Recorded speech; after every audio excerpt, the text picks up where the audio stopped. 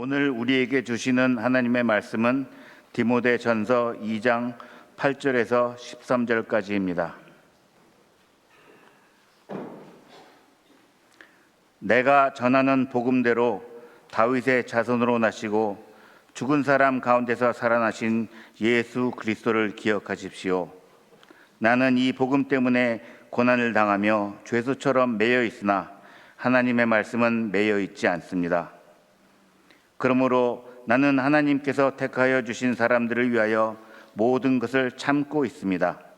이것은 그들도 또한 그리스도 예수 안에 있는 구원의 영원한 영광과 함께 얻게 하려는 것입니다. 이 말씀은 믿을만 합니다. 우리가 주님과 함께 죽었으면 우리도 또한 그분과 함께 살 것이요, 우리가 참고 견디면 우리도 또한 그분과 함께 다스릴 것이요, 우리가 그분을 부인하면 그분도 또한 우리를 부인하실 것입니다. 우리는 신실하지 못하더라도 그분은 언제나 신실하십니다. 그분은 자기를 부인할 수 없으시기 때문입니다. 이것은 주님의 말씀입니다. 아멘.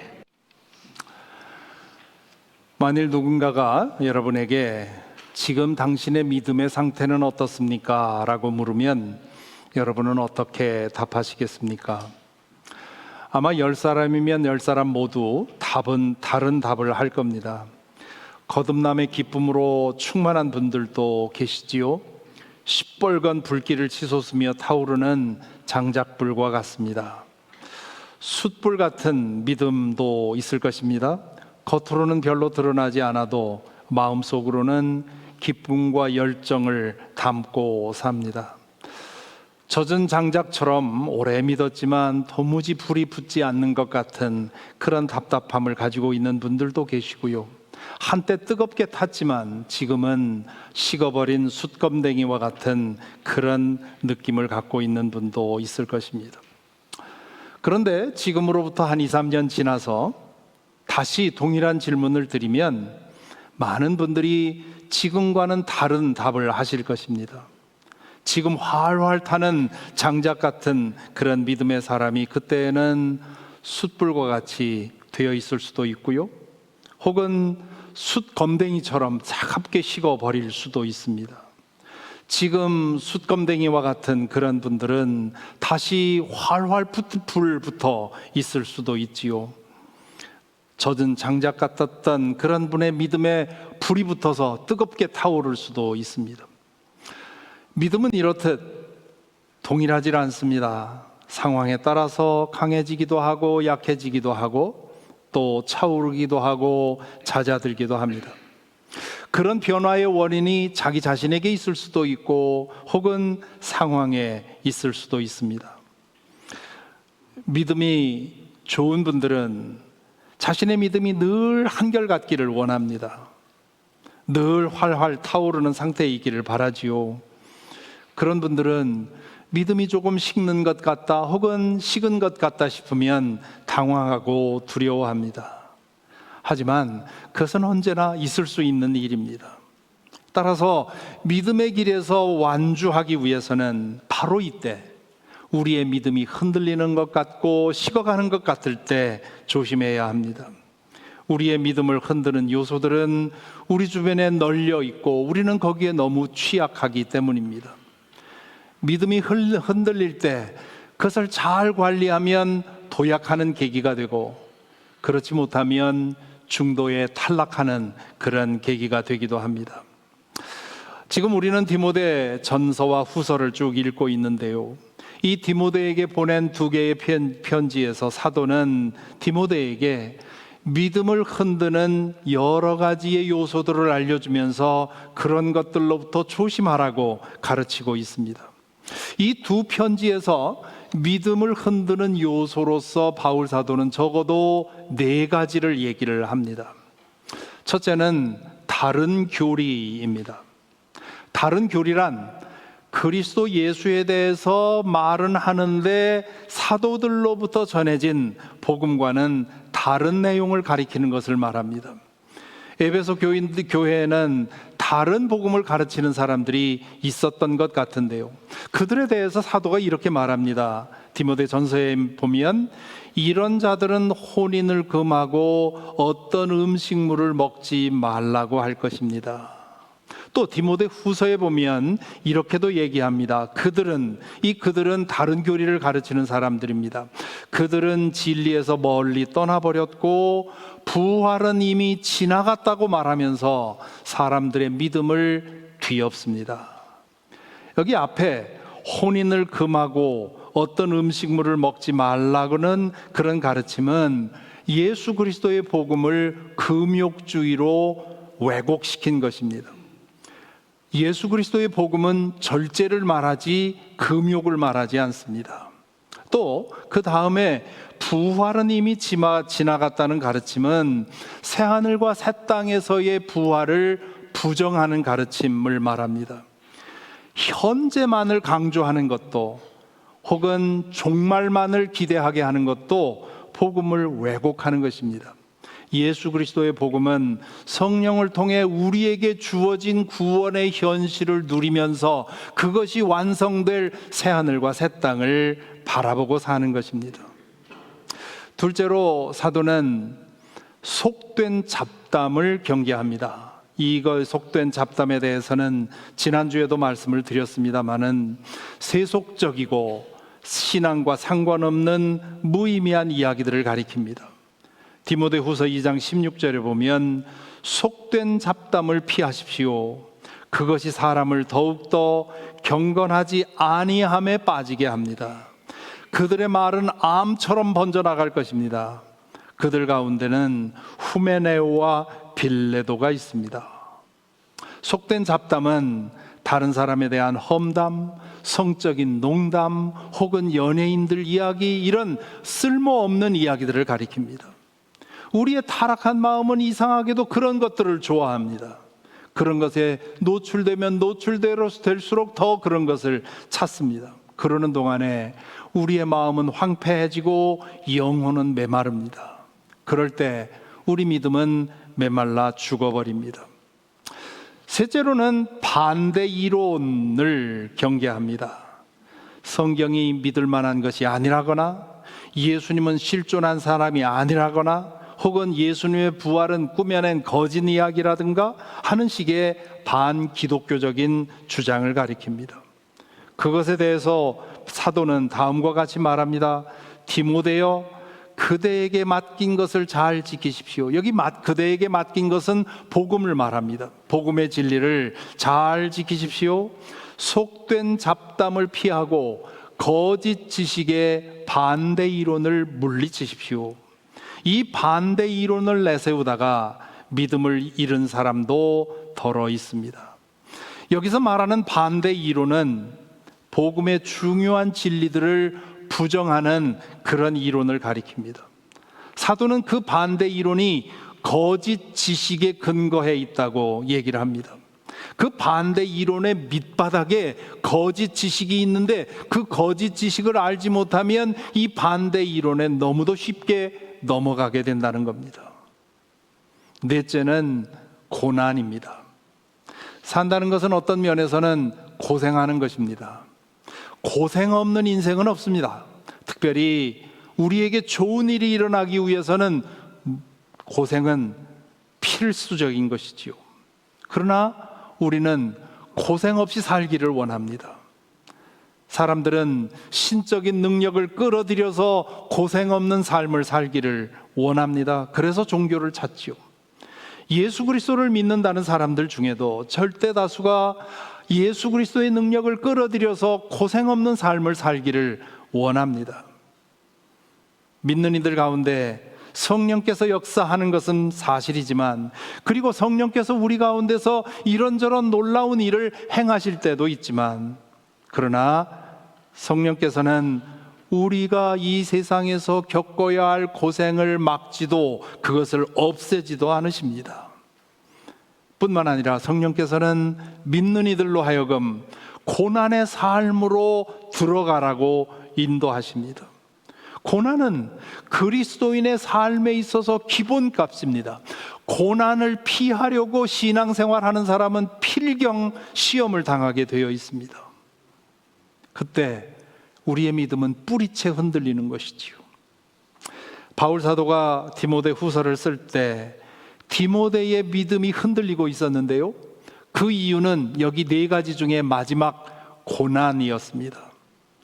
이 편지는 사도가 로마에 있는 감옥에 갇혀 있을 때 쓴 편지인데, 이때 디모데는 심적으로 많이 위축되어 있었습니다. 이 편지의 서두에서 사도가 이렇게 했습니다.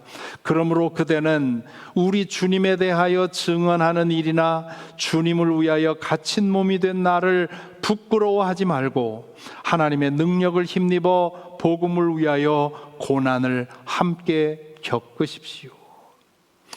이 말에서 우리는 디모데의 심리 상태를 어느 정도 유추할 수 있습니다. 사도는 디모데가 보는 앞에서 끌려갔던 것이 분명합니다. 그것이 트라우마가 되어서 두려움에 눌려 있었습니다. 자신도 잡혀갈까 봐 두려워서 전도 활동도 중단했던 것 같습니다. 그런 디모데에게 사도는 두려움을 떨치고 일어나라고, 고난을 두려워하지 말라고 말씀을 하십니다. 그런데 그게 어디 쉽습니까? 영적으로 깊은 경지에 이른 사람이 아니고서야 고난 앞에서 흔들리지 않을 사람이 없습니다. 어떤 종류의 고난이든 정도 이상의 고난을 당할 때면 믿음이 흔들리게 되어 있습니다. 고난의 깊은 늪에 빠지면 과연 내가 의지하는 분이 믿을 만한 분인지 질문하는 것은 당연합니다. 그분이 정말 살아계시는지, 지금 나를 지키고 계신 것이 사실인지 묻게 되지요. 게다가 복음을 위해, 주님을 위해 일하다가 고난을 당하면 이게 뭐지? 나를 지켜주지도 않으시면서 이런 길로 나를 인도하셨나 질문하게 되지요. 사도는 자식처럼 아끼는 디모데가 그런 상황에 처해 있음을 알았습니다. 그래서 오늘 본문 첫 절에서 사도가 이렇게 얘기를 하지요. 내가 전하는 복음대로 다윗의 자손으로 나시고 죽은 사람들 가운데서 살아내신 예수 그리스도를 기억하십시오. Remember Jesus Christ. Remember Jesus Christ. 여기 기억하십시오라는 말은 마음속에 깊이 새기십시오라고 번역할 수 있습니다. 믿음이 흔들릴 때 우리가 해야 되는 가장 중요한 일은 마음 깊이 우리가 믿는 예수님이 어떤 분이신지를 다시 되새기는 것입니다. 그렇게 하면 우리의 믿음이 바로 서고 용기를 얻을 수 있기 때문입니다. 그러면 예수님이 누구이시길래 그분을 위하여 고난을 당하라는 말입니까? 바울 사도는 그분을 위해 자기의 목숨도 아깝지 않다고 얘기를 했는데 도대체 예수가 누구이길래 그렇단 말입니까? 오늘 읽은 본문 후반부에는 사도가 예수님에 대해서 한 편의 시를 써놓았습니다. 네 행으로 되어 있는 이 시에서 이렇게 말합니다. 우리가 주님과 함께 죽었으면 우리도 또한 그분과 함께 살 것이요, 우리가 참고 견디면 우리도 또한 그분과 함께 다스릴 것이요, 우리가 그분을 부인하면 그분도 또한 우리를 부인하실 것입니다. 우리는 신실하지 못하더라도 그분은 언제나 신실하십니다. 그분은 자기를 부인할 수 없으시기 때문입니다. 사도는 여기서 예수님에 대해서 꼭 마음에 새기고 있어야 할 4가지의 진실을 한 편의 시로 설명을 하지요. 저보고 이 시의 이름을 지으라면 주님이 내 목숨보다 더 중요한 이유, 그렇게 타이틀을 다룰 수 있을 것 같습니다. 사도는 이 4가지 이유만으로도 주님을 위해서 목숨을 바치기에 아깝지 않다고 했습니다. 그렇다면 이 4가지 진실이 어떤 의미인지 좀 더 자세히 볼 필요가 있습니다. 첫째, 사도는 우리가 주님과 함께 죽었으면 우리도 또한 그분과 함께 살 것이요, 그렇게 말합니다. 이 말씀은 2차원으로 이해할 수 있는데요, 주님과 함께 죽는다는 말은 믿음 안에서 숨진다는 뜻입니다. 그분과 함께 살 것입니다라는 말은 그분 안에 영원히 살 것입니다라는 뜻입니다. 내 존재가 주님 안에 있고 주님이 내 안에 있기 때문에 우리가 죽어서 육신이 썩어 없어져도 내 존재는 하나님 안에 영원하다는 뜻입니다. 믿는 이에게 죽음은 목숨과는 비교도 할 수 없는 영원한 참된 생명으로 들어가는 것입니다. 죽는다 혹은 산다는 말은 또한 비유적인 의미를 가지기도 합니다. 예수 그리스도의 이름으로 세례받을 때 우리의 옛사람이 그분과 함께 죽고 그분 안에서 우리는 새로운 사람으로 부활합니다. 죽는 것은 옛사람이고 사는 것은 새 사람입니다. 이것을 현재적 부활이라 그렇게 얘기를 하지요. 지금 우리 안에 새 사람이 부활하여 살고 있는데 그 새 사람은 마지막 날 새 하늘과 새 땅에 이 새 땅이 임해서 예수 그리스도의 부활에 참여한다는 뜻입니다. 둘째로 사도는 우리가 참고 견디면 우리도 또한 그분과 함께 다스릴 것이요 라고 얘기를 합니다. 여기 참고 견딘다는 말은 박해와 고난에도 불구하고 믿음을 끝까지 지키는 것을 말합니다. 우리도 또한 그분과 함께 다스릴 것이요 라는 말은 예수께서 다시 오실 때 새하늘과 새 땅에서 부활에 참여하여 그분과 함께 영원히 다스린다는 뜻입니다. 영원히 다스린다 혹은 영원히 왕노릇한다는 말은 비유입니다. 땅의 나라에서는 왕은 하나뿐이지요. 다른 누군가가 내가 왕이라고 나서면 내전이 일어날 수밖에 없습니다. 반면 하나님 나라는 모두가 왕인 나라입니다. 모두가 모두를 섬겨서 모두가 왕인 나라, 그 나라가 하나님 나라입니다. 지금 우리의 경험으로는 상상도 할 수 없는 나라이지요. 그 나라, 믿음 안에서 끝까지 견딘 사람은 그 나라에 참여하게 될 것이라 하는 뜻입니다.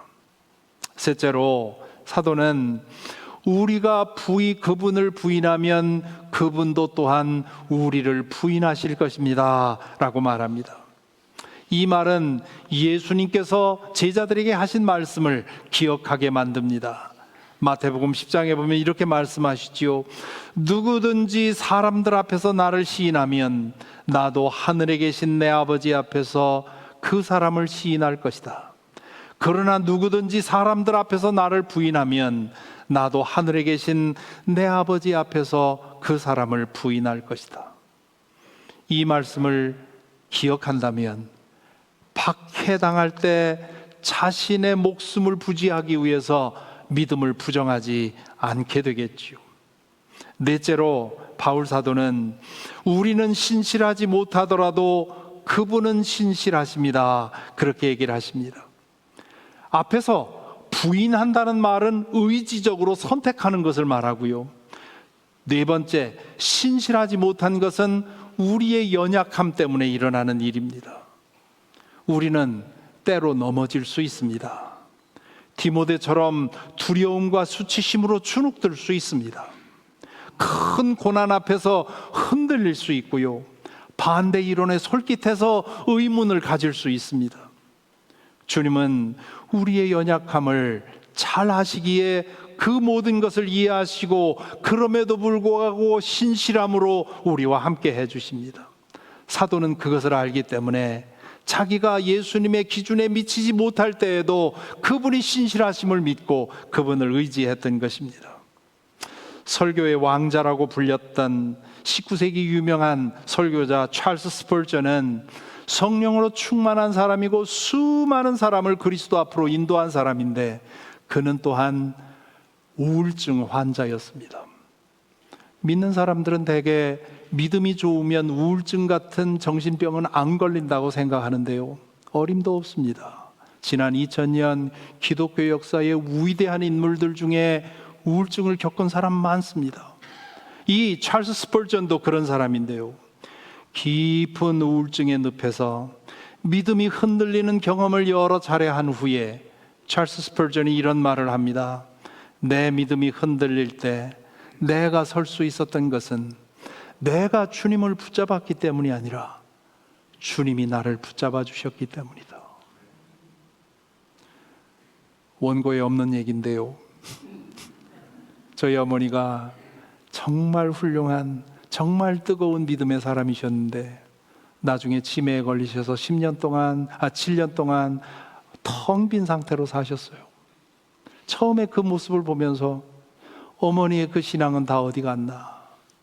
어머니는 평생 주님을 붙들고 사셨는데 그 믿음은 어떻게 되는 건가 하는 생각 때문에 한동안 혼란스러웠어요. 그런데 나중에 믿음이 오더라고요. 지금은 주님께서 어머니를 붙들고 계시다. 평생 그분이 그 어려운 상황에서 주님을 붙들고 사셨으니 이제는 주님이 붙들어 주실 것이다 하는 믿음이 생기더라고요. 그것이 주님의 신실하심입니다. 이렇게 예수님에 관한 4가지의 진실을 말한 후에 사도는 그분은 자기를 부인할 수 없으시기 때문입니다 라고 말합니다. 자기를 부인할 수 없다는 말은 그분은 그분답지 않은 일은 하지 않습니다, 그런 뜻입니다. 누구에게나 그 사람 나름의 인격과 가치관이 있지요.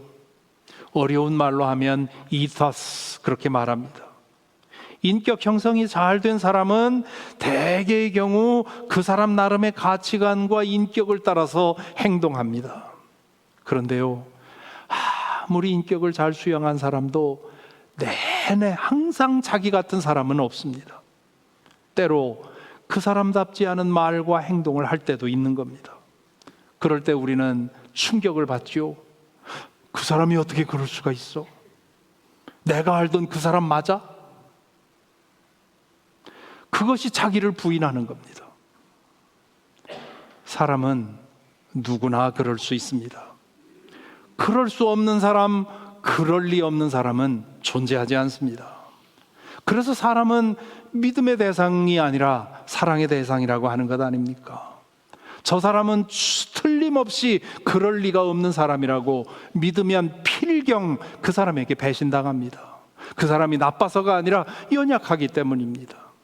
인간은 언제든 넘어질 수 있는 한계적인 존재입니다. 완전하게 통합된 존재가 아니라 파편적으로만 옳은 존재들이기 때문입니다. 하지만 예수님은 완전하신 분이기 때문에 그럴 리도 없고 그럴 수도 없습니다.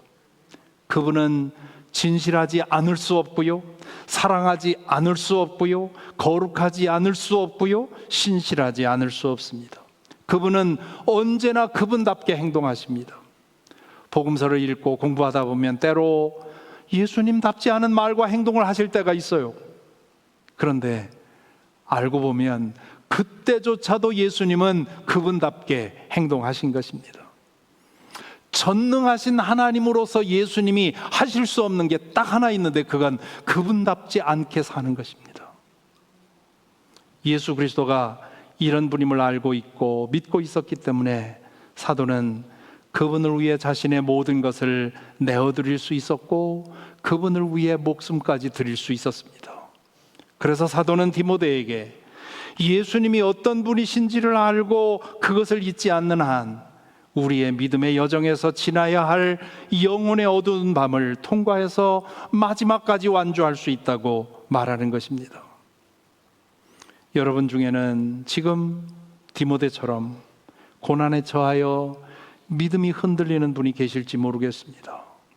갑자기 얻은 질병 때문에, 혹은 갑자기 당한 사고 때문에, 혹은 풀리지 않는 삶의 상황 때문에 정말 주님이 계신가? 이분 믿고 가도 되는가? 질문하는 분도 계실지 모르겠습니다.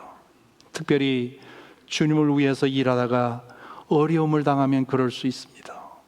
그럴 때일수록 믿음이 중요한데 실제로는 그럴 때 믿음을 떠나는 모습을 보면 얼마나 안타까운지 모릅니다.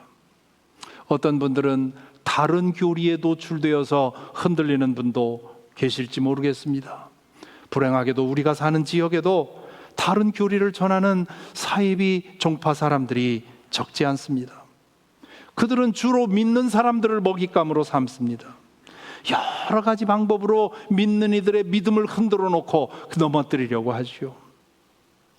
혹은 기독교 교리를 공격해서 허물어뜨리려는 반대 이론에 너무 많이 노출되어서 믿음이 흔들리는 분들도 계실지 모르겠습니다.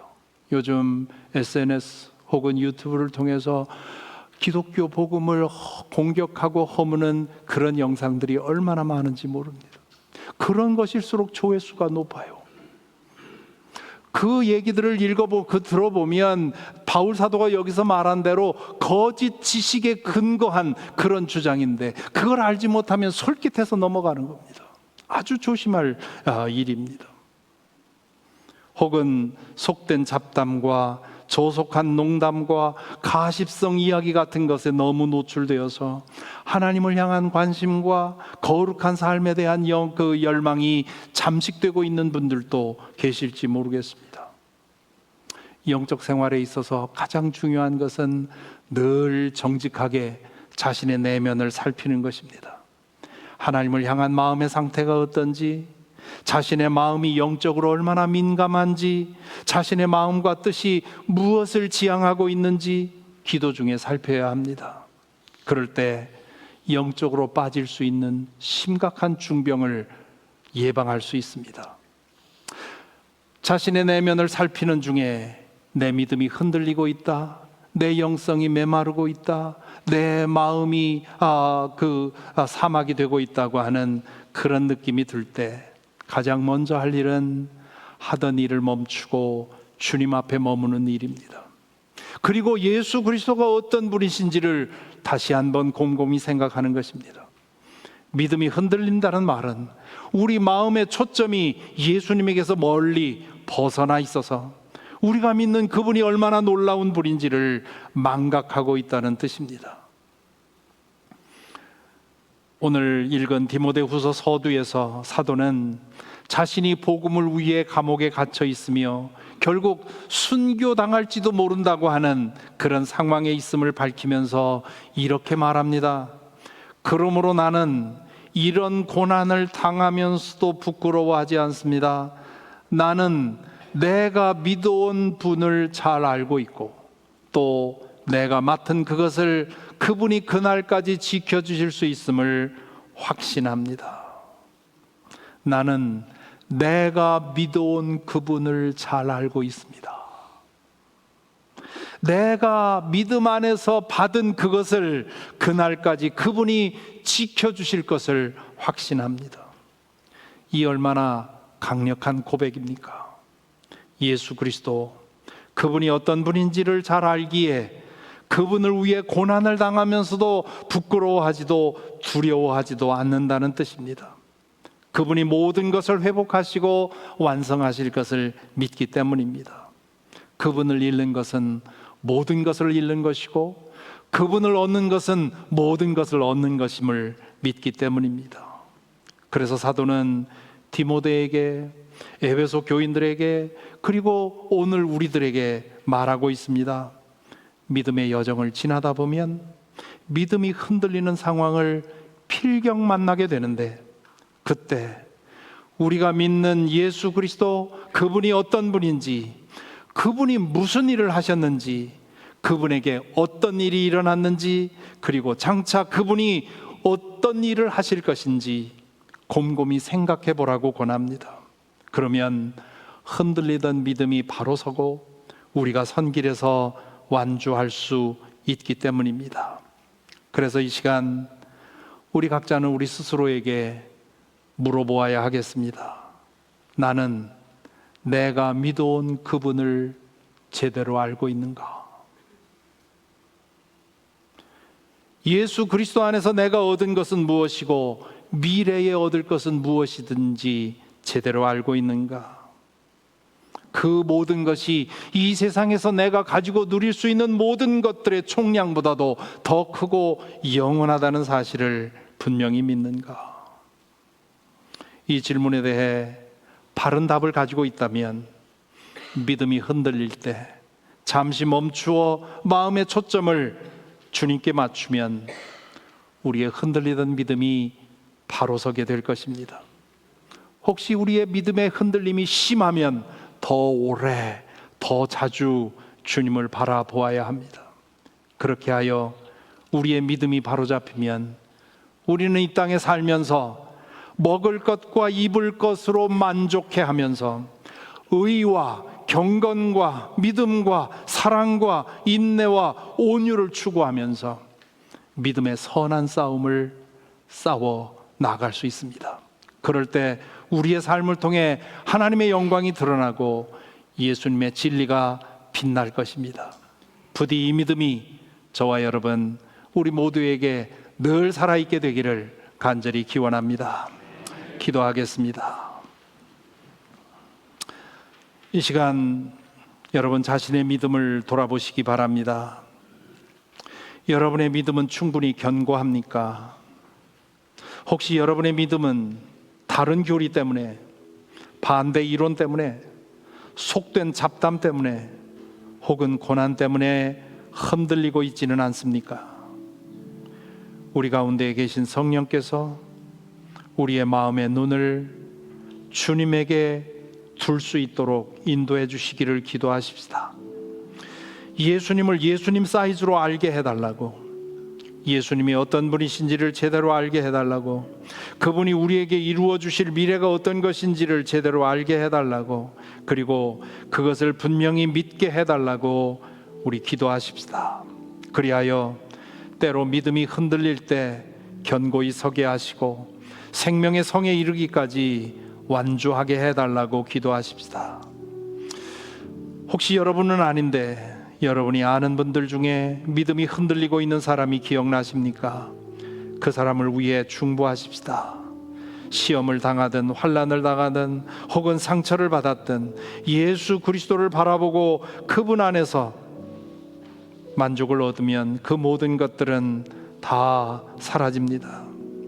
이제 함께 우리 자신의 믿음을 위해 혹은 우리 이웃들의 믿음을 위해 기도하는 시간을 갖겠습니다.